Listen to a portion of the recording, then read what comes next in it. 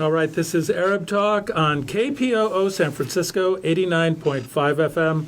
This is Arab Talk with Jess Jamal. I'm Jess Jamal. And this is Jamal Dajani. Jamal, we have a fantastic show today, and we're going to be covering a lot of things from Gaza to domestic issues and beyond. And in studio with us today, we're very honored and fortunate to have one of our favorite guests, of course, Professor Rabab Abdulhadi, professor and director of the Ahmed program at San Francisco State. We're also very fortunate to have in studio with us today Professor Simona Sharoni. Professor Sharoni is from Merrimack College. She's the director of the Interdisciplinary Institute and a scholar in many areas. So we're going to find out about that today, Jamal. But I think in terms of our first and foremost issue, we do want to make sure that we cover a little bit about what's going on in Gaza. Since we were on last week, Gaza has gone through a rather extensive military attack from the Israeli military. Numbers of Palestinians in Gaza have been killed, children, women, and there is a temporary truce, I know, going on right now, but within the last 24 hours, there was another bomb attack in Gaza. 5 children were killed, as well as 2 other women. So it's actually 3 now. 3? It's actually 8 people. 8 people now. So maybe we can get a little update on the situation in Gaza, and then we'll kind of go from there.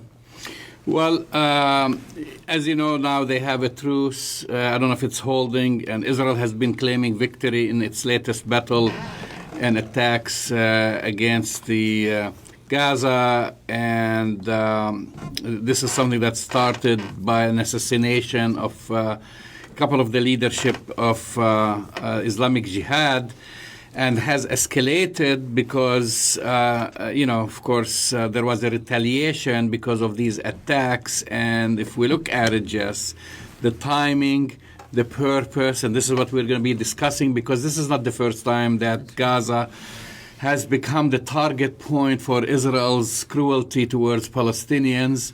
But the timing with the Israeli elections and with the stalemate, really, for Benjamin Netanyahu now, since he couldn't form a government and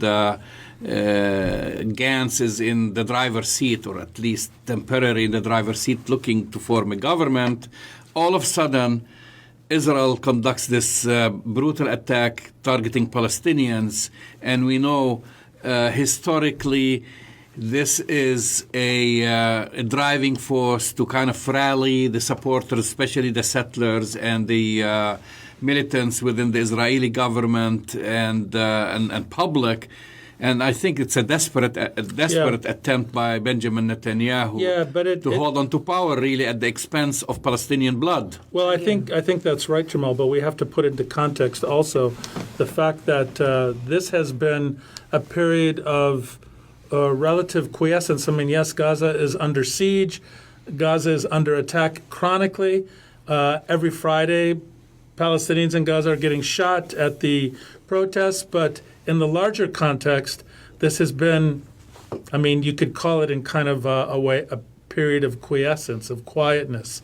And so the timing of this, I think you're exactly right. This is the timing to cater to electoral politics among Israelis. Maybe this is a good time, Jamal. We can pull in our 2 fantastic guests, Professor Abdulhadi and Professor Sharoni. Maybe we can start with you, Rabab. I mean, people forget about Gaza.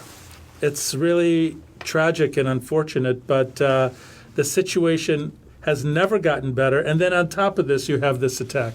Yeah. What's your analysis? I think yes, but I think it's which people, because we're also in this show we always critique mainstream discourses and the way the media is representing the story. And I actually this morning the New York Times had an article that I think it should have been listed as an article for the Israeli government, propaganda for the Israeli government and Zionism. Because the article basically by Beirut chief of the New York Times, basically argues that, tries to divide and conquer between various Palestinian resistance groups, tries to blame the victim, blame the Palestinians again, say that the Palestinians they have not been respecting calm and so on. And I think it's really important for us to remember that Israel has placed the Gaza under siege. Gaza has been blockaded officially since 2007 now, okay, so for over 12 years. Officially, but it was also blockaded from before. Israeli politicians have said, let Gaza sink into the sea. Gaza has the majority of its population Palestinian refugees, and that is why the protests at the border since March 30th, 2018, last year, since the Day of the Land, the commemoration of the Day of the Land, to up till now, till Friday, the Great March of Return, to actually talk about Palestinian refugees who want to go back to their homes or the homes of their ancestors. And Israel continues to shoot. It was only last month that the Israeli military only gave 1 month sentence to a soldier who killed a Palestinian boy, 14 years old, and only demoted him to private. So we do know what kind of injustice Israel is engaging in. We know how Palestinians are being used in order for them to escalate the politics between Netanyahu. Netanyahu has a problem. He has a crisis. On one hand, he has all these corruption charges. Actually, he's been indicted, right? And he's trying to hold on to be the prime minister, to form the next Israeli prime minister, even though Gantz has been assigned by the Israeli president to do so. And both him and Gantz are actually competing in how many Palestinians they're killing. So we're really talking about a very racist game. And I'm going to actually stop because Simona and you've just your audience has just been introduced to Simona. But Simona and I not only have been sister comrades working for over 1992, right? Together. Wow. 1989. Yeah, 1989, okay. 30 years 1989. And Happy anniversary.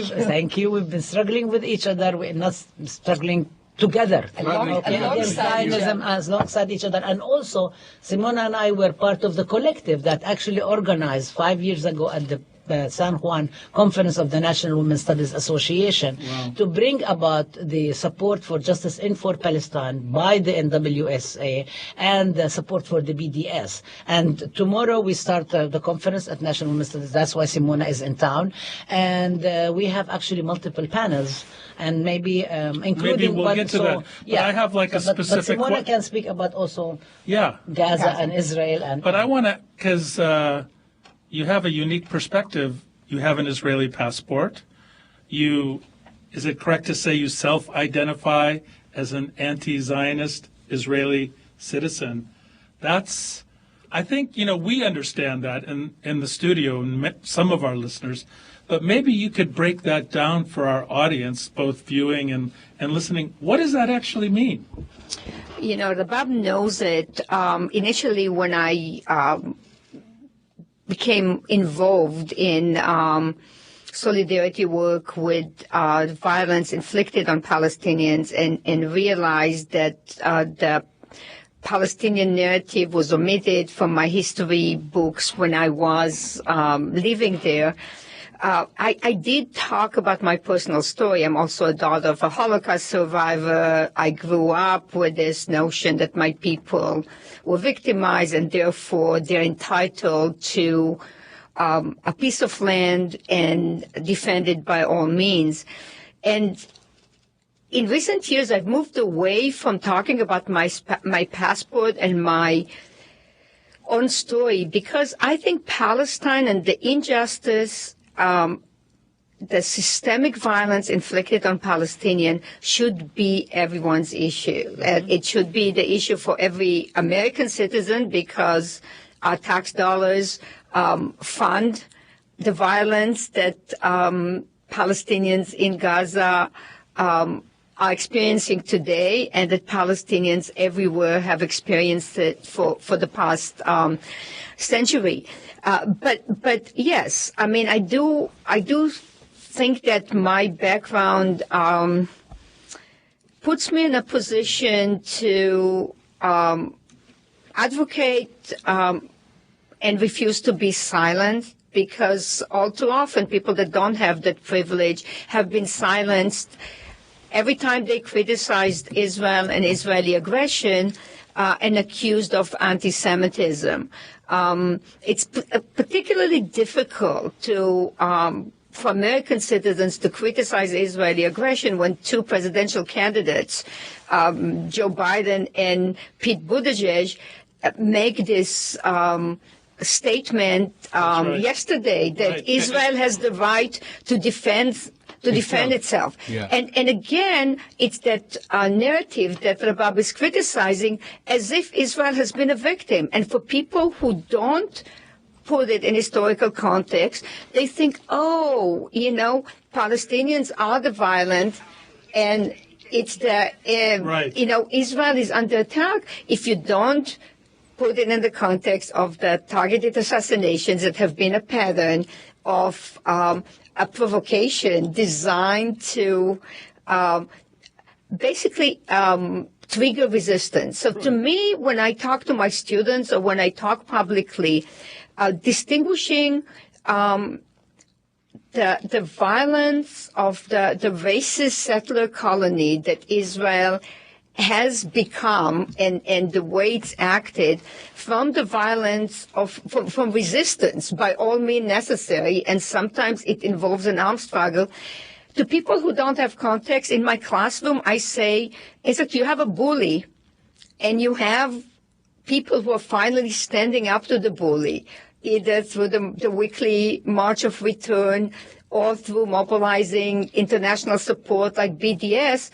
And when we talk about bullying in school, no one is going to say no. Everybody talks about anti-bullying. So why is it not okay to call Israel for what it does, for the practices of violence, and say bullying is not acceptable, not in the schoolyard, and not on the world stage. And we will hold those perpetrators accountable. And they're bullies with nuclear weapons. And this is what's scary. And then then they get legitimized. So in other words, the last point that I will say for people who are really concerned about environmental justice and other issues, even if you don't want to take a position on the injustice in Palestine, there's a UN report that proclaims Gaza to be inhabitable by 2020. We're just a month and a half away from that deadline. And instead of mobilizing to say what we can do as an international community to address the basic human needs of civilians there, we're basically sitting there as bystanders and allowing Israel once again to further undermine the lives of Palestinians there. That's right. Just for the record, actually, almost every single presidential Democratic candidate issued a statement in support of Israel, except of Warren, who said nothing, and Sanders. They're the only ones. But everyone else wasn't just like Biden and Buttigieg. Others also made a sort of a statement or another saying, Israel has the right to defend itself. And my question is, actually, it's very true. How come no one ever says, you never hear a single U.S. politician saying that Palestine has the right to defend itself? I think when the government in the United States changes and we stop having a settler colonial regime in Washington, things will change. I think that's when things will change. As long as it is like this, it's going to be very similar to what's happening in the Israeli government. I mean, we see what's going on is that Netanyahu is competing with Gantz. They're both competing with each other. Who kills more Palestinians and who has much more record of violence against Palestinians? Both of them. And I just want to emphasize what Simona is saying is that there has been Israeli attacks all along. Even when they say quote-unquote period of calm, there has been Israeli attacks. both military, violent attacks, and also by depriving Palestinians from the right to exit, mobility, from food, from medicine, from petrol, from all sorts of things. So it's actually, this has been a continuous attack. But there is something about the U.S. politics that has to do with similarities. I mean, this is, I will just argue it very clearly, and I think sometimes people don't want to hear it, but there is a lot of similarities between the U.S. and Israel in their foundation. They're both settler colonial regimes. The United States was founded on the genocide of indigenous people, on the kidnapping and enslavement of African people, on exclusion, on incarceration camps of the Japanese people, on repression of all oppositional forces, however they are. We do not forget McCarthyism. On the now today is the question of the very, very big question about the undocumented and the refugees and about the poverty that's going on in this country. So I think there are a lot of parallels, and it actually makes sense for somebody like Trump to be competing with Netanyahu about who is more racist than each other. Well, and who is, he said, actually, he said if he ran in Israel, he'll be elected as prime minister. This is what Trump actually said recently. He said, birds of a feather. He said somehow they're not able to elect a prime minister or succeeding in this. Now, I want to ask actually Simona, because this is, just continuing on what you have said. I think what you said is absolutely true, but let's say there is a questioning of this whole settler colonialism. I mean, people here in the United States are not also ignorant about the fact, and yes, there is a group of people who prefer burying their heads in the sand and pretend nothing happened here and so forth. But there are large number of people who recognize the atrocities, right? In Israel, do you see a shift in the people's attitude? And I know that there is still remains a small, very small, refuseniks, even within the Israeli military, a small peace now movement elements. We know that the left is totally dead. I don't know if it's totally dead or close to dead. But is there a change in the recognition that Israel came to exist on top of the ruins of Palestinian towns and villages and the expulsion of an entire population?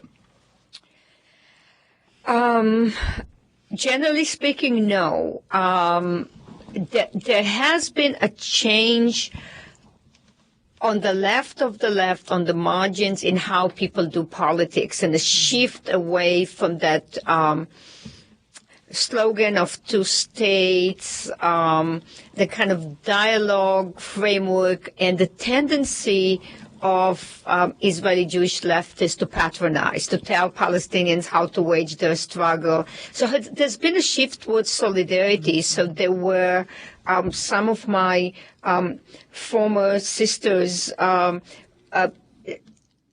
were on a hunger strike 2 weeks ago when the Jordanian woman was on a hunger strike in solidarity with her, and when Labadi was. And to me, I was pleasantly surprised, because the most that these women did in the past, and it was something, because there was always retaliation, but it was to organize a protest and then to say, this is not okay, and we will join this hunger strike, was significant. There are more and more young people who refuse to go into the military and basically say that they would rather go to prison, make very similar arguments to what we're making. But at the same time, you have an eruption of legitimized racism across the board in political discourse. And then a lot of apathy. So the fact that there is no large movement, the fact that people still talk about some type of a brokered agreement as if Oslo was not the farce that it was, and in many ways led us to where we are. There is this romanticization of Oslo as a framework, and this ignorant, wishful thinking that we could get to that, we could get back to that, rather than saying this did not work. The only way to change now is to look at the issues and find a just and lasting solution. And that begins with addressing the needs of Palestinians that haven't been addressed, and measures to right some of the wrongs, to look at what has happened to refugees, to look at the conditions that make Gaza unlivable. It doesn't begin with a propaganda statement of Netanyahu, no guns. And for that to happen, there needs to be international pressure. This is the connection now to the global BDS movement and other efforts to connect struggles, to let people know in the U.S., in Europe, and in other parts of the world that the injustice in Palestine has similarities to injustice everywhere. Mm.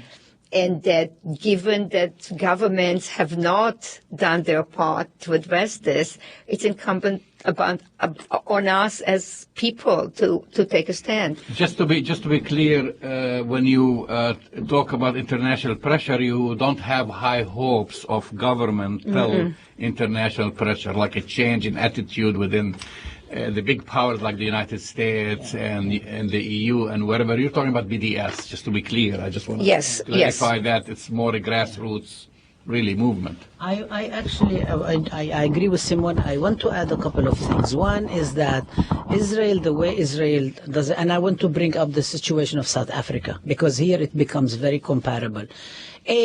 Actually, at the height of the anti-apartheid movement, a lot of governments were not really supportive of sanctions. The United States, Chester Broker, who was the Undersecretary of State for Southern Africa, was engaged in something called constructive engagement. That was the policy of Ronald Reagan, to actually sit down and talk with South Africa, actually to becoming nice people, conducting apartheid and so on. Yeah. And then when government started actually passing the anti-apartheid sanctions and so on, it was only because the people on the grassroots came up. And this is very similar also to the situation in Israel. I think it's also really important that even at the height of the anti-apartheid movement, the number of whites in South Africa who participated in the movement was also very small. Right. And it was people who decided that they are not going to be privy to the crimes that their government was committing, and they're not going to be benefiting from the comforts that their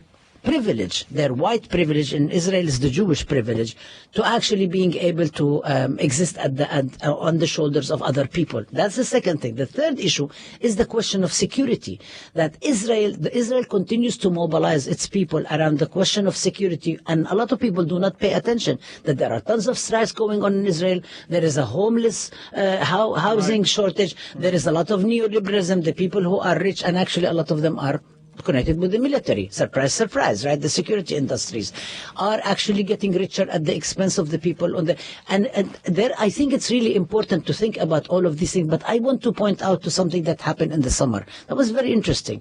When there was a rise in the uprising among Ethiopian Jews in particular, some of the young kids were shouting Intifada. And this is something that it did not last for too long.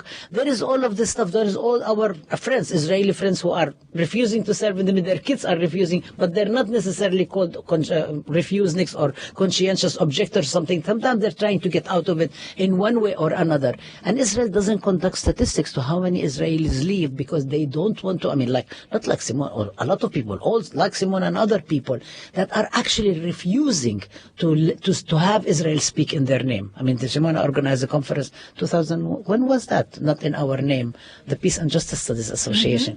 This is something that is going on, and I think it's really important. I agree with Simona about the small size of the movement, but I think it's really important that there are Israeli Jews who are saying, this is not something that we agree with. We are disagreeing with it. And I think it depends on the Palestinian movement also. Yes. To become a movement for the liberation of all the people who live in Palestine. So more people, become for the liberation. I'm not talking because the Palestinian movement actually historically has had a program in which it was against Zionism all along. It was never ever against Jewishness, and it made very clear about studying the history of the Holocaust and the history of other forms of anti-Semitism against Jews. But I'm talking about a movement that's actually for liberation. Yes. Yeah. We're speaking with Professor Rabab Abdulhadi of San Francisco State University and Professor Simona Sharoni from Merrimack College, where she's the director of Interdisciplinary Institute there. We're very fortunate, as usual, to have both of you joining us here on Arab Talk on KPOO 89.5 FM here in San Francisco. I'd also like to welcome our viewers on Facebook Live who are watching us not only in the United States, And but also across the world. Yeah, we appreciate the comments. I want to say just a little bit about the BDS movement. Yes. Because there was a dramatic uptick in something that happened 2 weeks ago with Omar Shaker, who is the Human Rights Watch. Human Rights Watch representative in the office on the Israeli side in occupied Palestine. And it went up to the Israeli Supreme Court, and they ruled To expel him. to expel him despite being an American citizen, having a valid work visa and everything. I wonder, Sharona, Simona, if you could speak a little bit. I mean, we know about the Israeli Supreme Court. That's in some ways not a big surprise, but in some ways it may represent a shift. Yes. What do you think?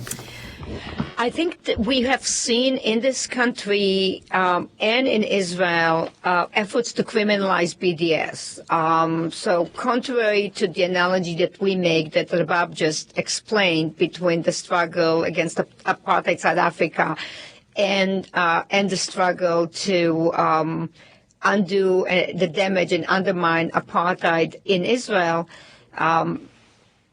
there has been an attempt to paint BDS as a threat to Israel's existence, as an anti-Semitic movement, as a violent movement. And of course, those of us who know and read the 2005 call to boycott know that it was a call to international solidarity. Right. It was a broad coalition of grassroots groups. And the reason that call resonated with so many groups of students and faculty and labor unions around the world is because it was about justice. It was about an outline for a future for Palestine and Israel within a different framework that is based on justice and equality for all. So it wasn't just resistance, but it also had an alternative vision, a vision that had much more substance than the empty slogan of two people for two states. Israel has tried since the campaign was generating support to undermine it. And they have created a whole office. They have mobilized, in the ministry, they mobilized an army of students to spy on faculty. They've worked with organizations to find attacks on, my colleague, on myself, and anyone who speaks up and holds Israel accountable. And they managed to deceive people so that support for human rights now is also equated with criticism of Israel. I think that's actually interesting, that ruling, we could use it because, what Israel does by expelling an international human rights worker is by saying we don't support human rights. In other words, we've been saying it for a long time. Now they're basically saying we have no respect for international human rights, and anyone who criticizes us is not welcome here. I think what they're trying to do is they're also trying to take away the citizenship of Palestinians and the residents' rights. So the threats against Omar Barghouti are really alarming. I think there are plans to try and prevent people with Israeli citizenship. They're going to be targeting first Palestinians with Israeli citizenship and Palestinians with residence in East Jerusalem, but they will extend to the minority of Israeli Jewish citizens who dare criticize Israel. I mean, I think this Well, they've been doing it. They've been preventing people from coming. Yes, Americans were going. But I think they're moving now towards people, even people who live in Israel, because, there's some faculty, there's a small pro-BDS contingent in Israeli academia that has Israeli Jewish faculty, some journalists. Silencing them is going to be detrimental to the ability to educate those in Israel who are willing to listen. One of the things that Rabab said that I've always said, don't ask how many people think like you, Simona, which people tend to think, because I said, look, I had a very typical upbringing. What was different in my case is that I started asking questions, and I sought to educate myself, and I was fortunate and privileged enough to work alongside Palestinians and realize that my liberation is connected to theirs, that the future of my daughter is linked to the future of Palestinians in Gaza, in the West Bank, in the diaspora. And ultimately, the involvement in this struggle made me become the person that I can become. So it's also personally something that very few people in Israel have an opportunity to do. And by sending a message that we will expel anyone who's anybody, it will have a chilling effect on the few people who support the struggle for justice. Well, I mean, I think in that case, because I see two things. I see, for example, the cabal that kind of control the politics in Israel. They're at the point that they don't care. I mean, before they used to put that pretense that we, look at us. I mean, which you all know, all their Hasbara, like recently, the Israeli military, Israeli occupation forces, that's what I refer to them, they were advertising that, you can be a vegan and serve in the, that was their big thing. They had a whole video, going after now vegans. They just the way, before, of course, they used the LGBTQ community to say that Israel, the pink washing didn't work. Now they had a whole video, produced video, to showing these two good-looking young women saying, we can serve our country and we can get the best vegan food in the military. I mean, this is how desperate that they're going at it. But then let me just finish. And then the other point is, at the same time, I think there is a panic. Maybe it's not shown, but the fact that we are witnessing there is a change within the Jewish community at large, not just Israelis. I mean, there is maybe the small pro-peace Israelis in there, and then also you have forces like Jewish JVP, Jewish Voice for Peace, including even the change in the attitude within the democratic agenda, I wouldn't say party, that they are trying at the same time to send threats. If you're going to continue this, we're going to take actions against you. That's the way I see it. I mean, it's kind of like, because they are panicked, but at the same time, they're not willing to change their attitude. I don't think there is a contradiction, Jamal. I think that bullies become bullier whenever they do not get their way. Yeah. Whenever they don't get their way. They're not actually in a corner. They're actually attacking all of us, trying to put us in a corner. But they're losing. I think what Israel is doing, it's losing. Israel has not been able, the Zionist movement has not been able to recruit all the Jews of the world to go and live in Palestine. They haven't been able to recruit people in fact, it's going the other way around. Yes, in the project of colonizing Palestine, number one. Secondly, Israel has, from its inception, actually assigned very important tasks to the military and to the Shabak and to the Mossad, all of them in order to do this PR, the Hasbara, okay, the PR game and so on. At the same time, they have been unable to do it.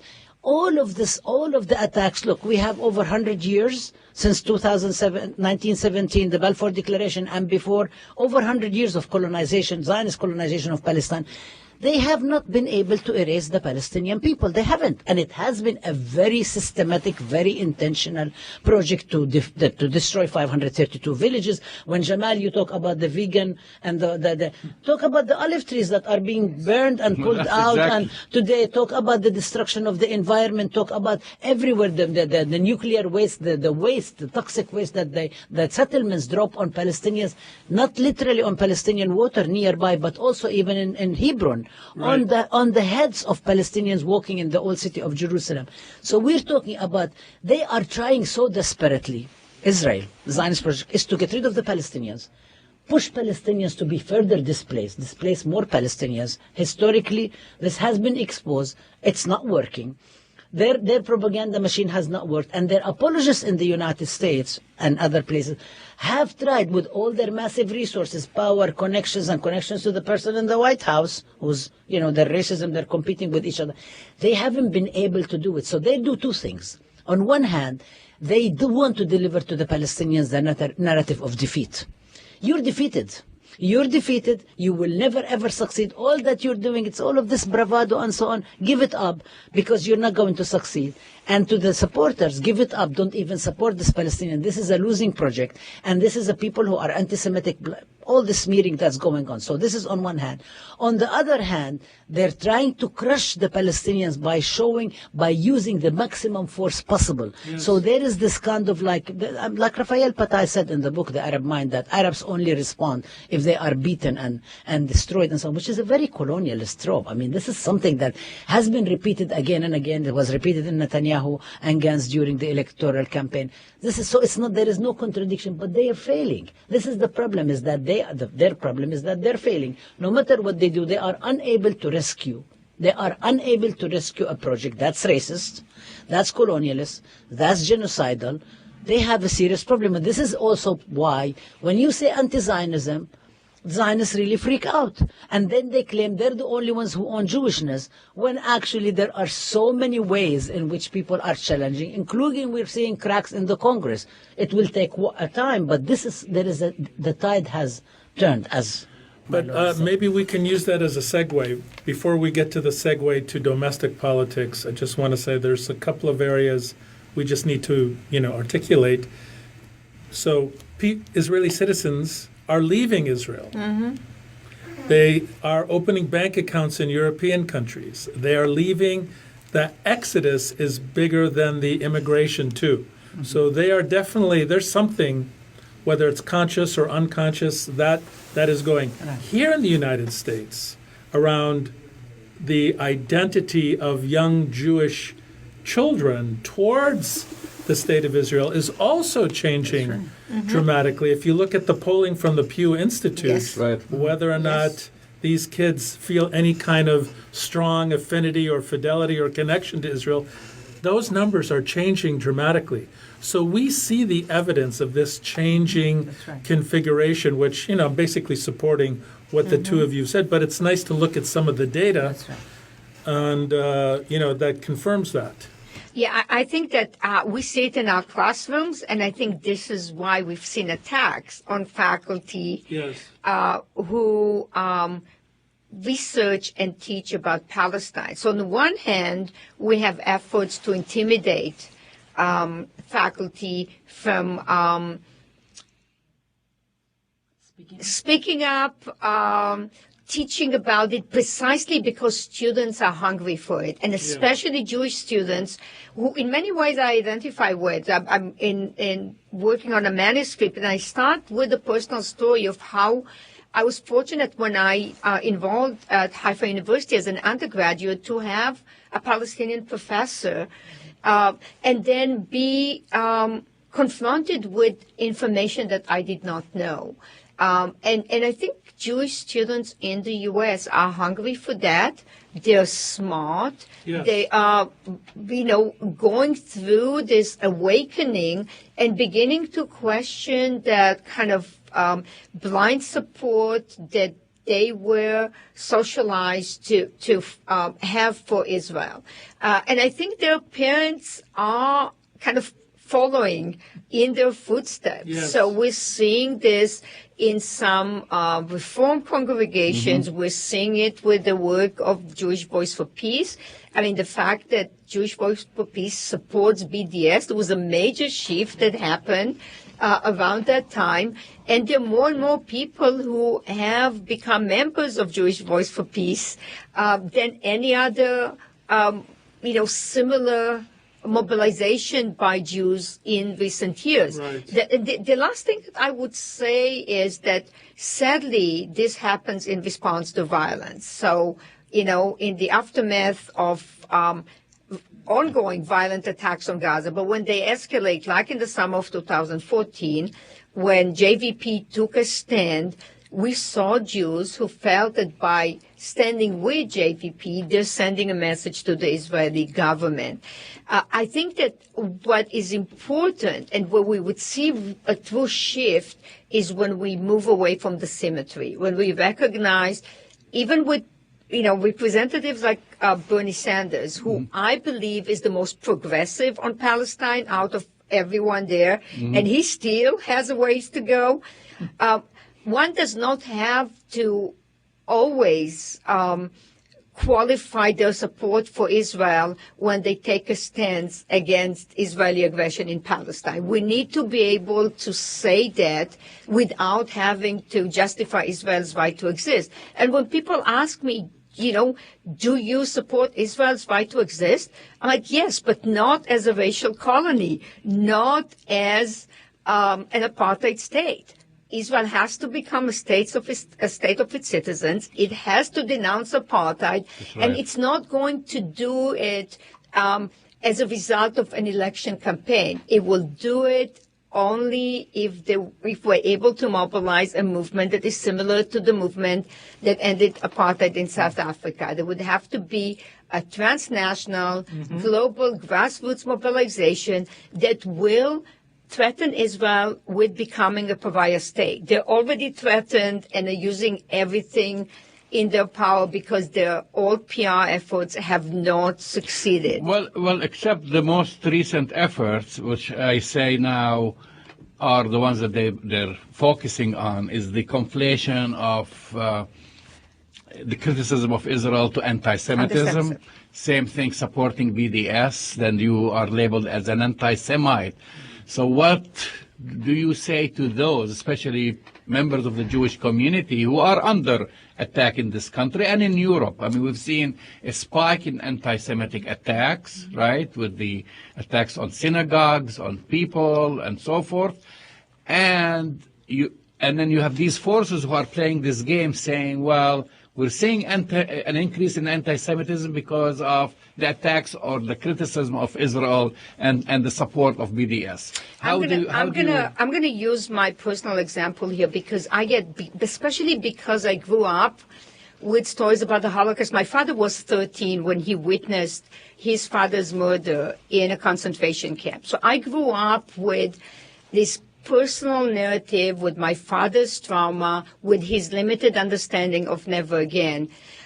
So whenever someone likens BDS to this anti-Semitic, systematic campaign that was a genocide platform that was targeting not only Jews, I say, wait a minute, what in the call to boycott resembles anti-Semitism? It's a call to solidarity. It's a call to restore human dignity. It's a call to support people who have been at the receiving end of violence. And it's so important for me to point that out, to point that my involvement in BDS is precisely to honor my grandfather's legacy, to say that there are lessons that we need to draw from the Holocaust, from other genocidal campaigns that apply to everyone, and as Jews who have been victimized by this, we have the responsibility, first and foremost, to make sure that we don't continue that cycle. So it's ludicrous. It's only people that are misinformed that would use anti-Semitism against those who support BDS. And I also think that we need to call it for what it is. It's an attempt to criminalize, delegitimize, and silence a solidarity movement. You're listening to the voices of Simona Sharoni and Professor Rabab Abdulhadi. This is Arab Talk on KPOO San Francisco 89.5 FM.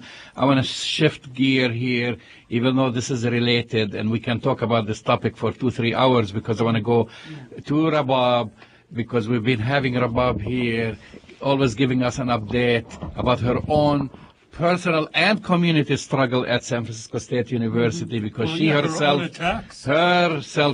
was a victim of vicious attacks by these voices that we are talking about, and then also her own issues with, the administration and the lack of support. Where are we, Rabab? What's the latest? Can I just say one thing before? I think that the attempt by the Zionist groups is to actually exceptionalize Israel and exceptionalize the Jewish experience. And I think that's actually very detrimental and very dangerous when you work for justice. Because you cannot talk about justice in one place and not justice in another. You cannot. And one of the things that were really, really important recently was the efforts by different Jewish groups, Jewish Voice for Peace, International Jewish Anti-Zionist Network, if not now, and many others who came together and protested at ICE centers and said never again for anyone. Yes. Not just never again for Jewish people, never again for anyone. We will never ever allow it. And this is which is the right thing to do. Yeah. So I think that's in itself kind of the exceptionalization sort of takes us away from it. And this is also what is happening with us at San Francisco State. I just want to point out that we have 3 recent attacks that have been going on at the same time, aside from the death threat that we talked about a while ago that still has not been investigated by San Francisco State. We still do not know. They keep saying that they cannot investigate who left the voicemail, Muslims will die on my office number, and the letter. Who sent the letter, what is happening. We have like at least 11 list of things very quickly, and we spoke about them. The students, very different student groups, General Union of Palestine Students, Muslim Student Association, Muslim Women Student Association, Afghan Student Association, and the SKINS, Student Council for Intertribal Nations, went and met with the president, the new president of San Francisco State University, President Mahoney. I reached out to her because Amcha and other Zionist groups have been attacking me and saying that I'm actually sending hateful messages because I post on my Facebook page images of queers against Israeli apartheid protesting. That's a good yes, thing? yes. They don't say what it is. They don't give you the message itself, but they say it's hateful, and then you can guess. And then people who are lazy don't actually read what the message is about. So they were very bothered by my reporting from the Queer Liberation March on June 30th, 2019, and they said this is a hateful message. They referred to a message that I actually took from the Jews Against Zionism, who are students at our campus, got formed when the past president said Zionists are welcome, and it has a young student that says, I'm anti-Zionist, I'm not anti-Semitic, support Palestine, do not ever think of calling me anti-Semitic. And so they think this is hateful.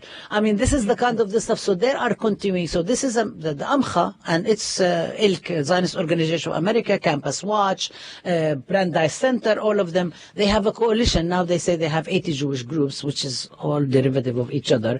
And they're basically saying that I've misused the logo of San Francisco State University, and this is illegal against the state of California. But I don't understand. What have you misused? When we say it's Ahmed on the unofficial Facebook page, it says Ahmed, College of Ethnic Studies, San Francisco State University. And they say because Ahmed friends of Ahmed actually reproduced my message, that's actually hateful message, and that they're going to CSU, Chancellor's Office, and the Council and asking for me to be investigated. Now, the response has been from President Wang in the past and from the Chancellor himself in the past. They both condemned me and said that my message is not inclusive. My message is exclusive.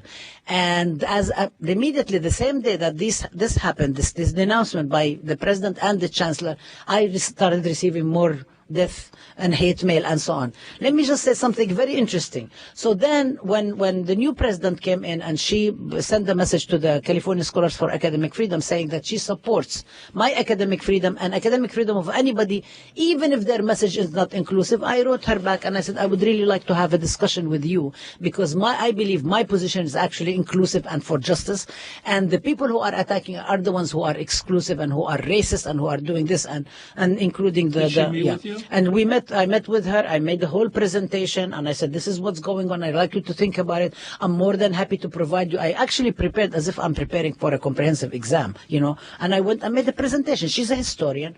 So this is what's going on. This is the history. Actually attempts to address anti-Semitism where rampant before Zionism came. Zionism is very recent. It's not really and it's actually very exclusive response. It's not really a response to anti-Semitism.